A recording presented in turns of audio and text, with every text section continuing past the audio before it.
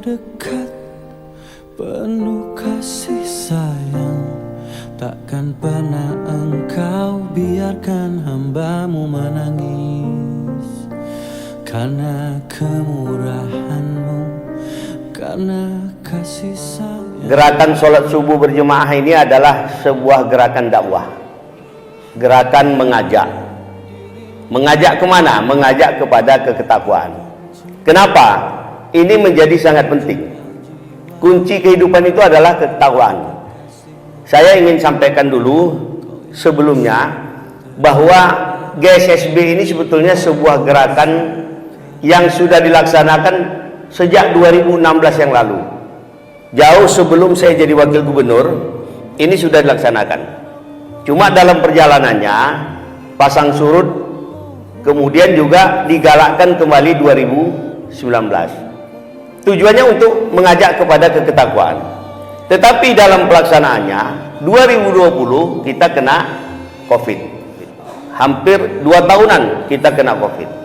Pada saat COVID itu ada kebijakan pemerintah untuk melarang sementara yang rentan terhadap penyakit, terutama yang usianya sudah lanjut, untuk sementara supaya sholat di tempatnya masing-masing.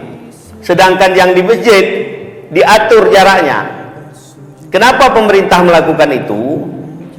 Karena ada fatwa dari ulama, majelis ulama. Kemudian ada juga masukan dari praktisi kesehatan.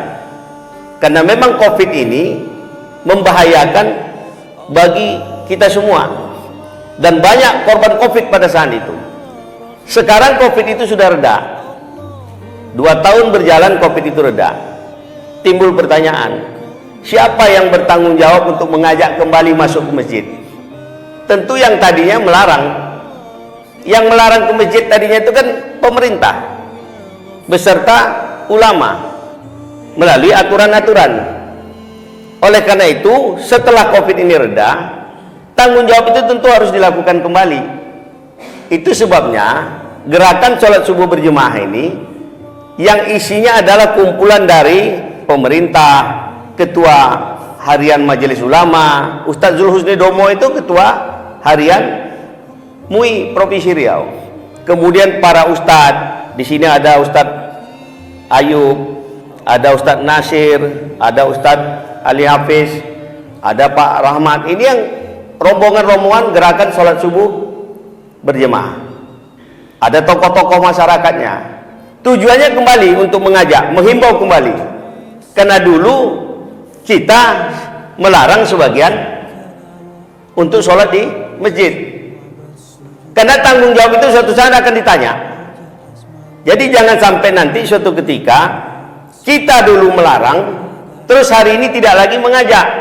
Oleh karena itulah dalam kesempatan-kesempatan setiap gerakan sholat subuh berjemaah ini selalu kita menghimbau untuk mengajak masyarakat kembali mengisi kembali masjid-masjid ini, supaya kita kembali kepada kehidupan normal seperti dulu. Sholat subuh ini adalah suatu ibadah yang tidak mudah. Tidak banyak orang yang bisa melakukan kegiatan sholat subuh di pagi hari seperti kita hari ini. Dia mempunyai kesehatan yang baik, dia mempunyai kesempatan. Belum tentu dia bisa melangkahkan kaki menuju ke masjid ini. Tidak sedikit orang yang berdomisili di sekitar masjid tetapi tidak mampu melangkahkan kaki menuju ke masjid. Oleh karena itulah kita melalui gerakan sholat subuh berjemaah berharap bersama-sama untuk mengajak kembali masyarakat ini meramaikan masjid kita. Di dalam kegiatan gerakan sholat subuh berjemaah itu akan diisi tausiah-tausiah oleh ustadz-ustadz kita sambil mengingatkan kita tentang kehidupan ini, bahwa kita pada akhirnya suatu saat akan kembali kepada Allah. Kita tidak pernah tahu kapan kita akan kembali. Saya dalam 1 minggu ini saja, saya merupakan jemaah sholat Nurul Yakin. Dalam 1 minggu kemarin 2 dipanggil Allah. Kita tidak pernah tahu kapan kita ini akan dipanggil oleh Allah SWT. Oleh karena itulah gerakan menghimbau, gerakan mengajak, gerakan sholat subuh berjemaah ini kita terus coba galakkan di kalangan masyarakat. Harapan kita tentu nanti itu menjadi semua bisa mengisi masjid-masjid kembali normal seperti dulu sebelum kita melaksanakan COVID.